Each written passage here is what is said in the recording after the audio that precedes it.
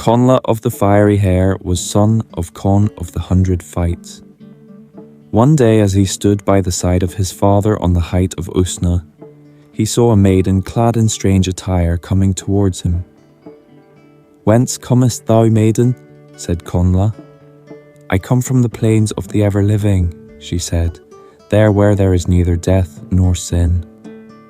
There we keep holiday alway, nor need we help from any in our joy. And in all our pleasure we have no strife.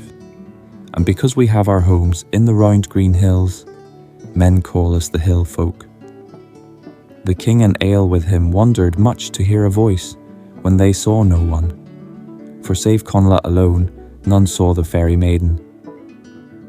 "To whom art thou talking, my son?" said Conn the king. Then the maiden answered, "Connla speaks to a young fair maid, whom neither death nor old age awaits. I love Connla, and now I call him away to the plain of pleasure, Moy Mell, where Boadag is king for aye, nor has there been complaint or sorrow in that land since he has held the kingship. Oh, come with me, Connla of the Fiery Hair, ruddy as the dawn with thy tawny skin. A fairy crown awaits thee to grace thy comely face and royal form. Come, and never shall thy comeliness fade, nor thy youth, till the last awful day of judgment." The king, in fear at what the maiden said, which he heard though he could not see her, called aloud to his Druid, Coran by name. "O Coran of the many spells," he said, "and of the cunning magic, I call upon thy aid. A task is upon me too great for all my skill and wit, greater than any laid upon me since I seized the kingship. A maiden unseen has met us, and by her power would take from me my dear, my comely son. If thou help not, he will be taken from thy king by woman's wiles and witchery." Then Coran the Druid stood forth and chanted his spells towards the spot where the maiden's voice had been heard.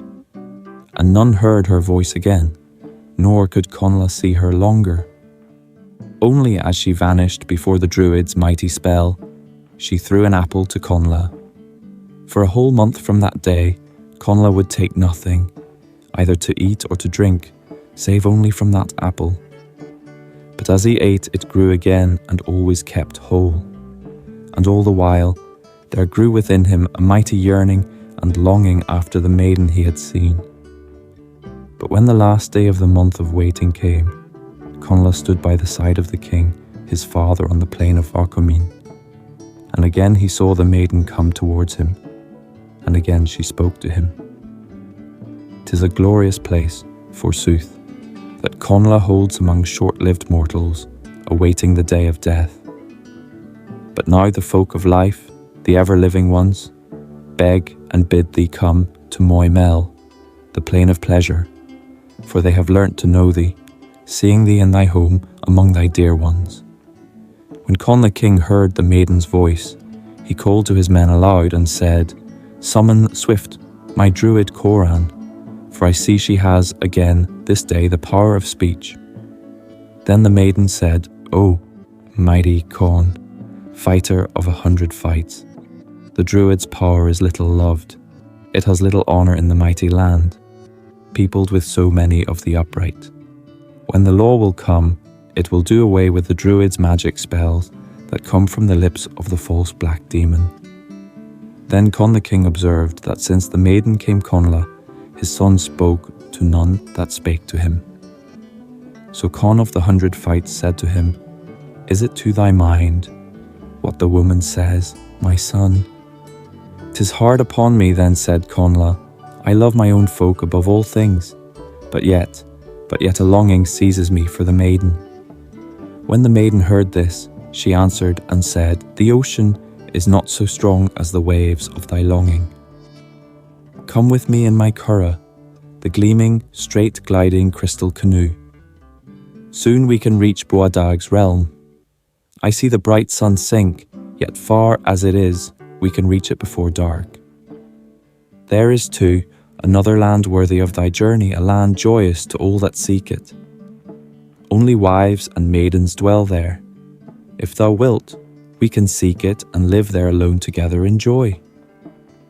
When the maiden ceased to speak, Connla of the fiery hair rushed away from them and sprang into the curragh, the gleaming, straight-gliding crystal canoe. And then they all, king and court, saw it glide away, over the bright sea, towards the setting sun. Away and away, till I could see it no longer, and Connla and the fairy maiden went their way on the sea, and were no more seen, nor did any know where they came.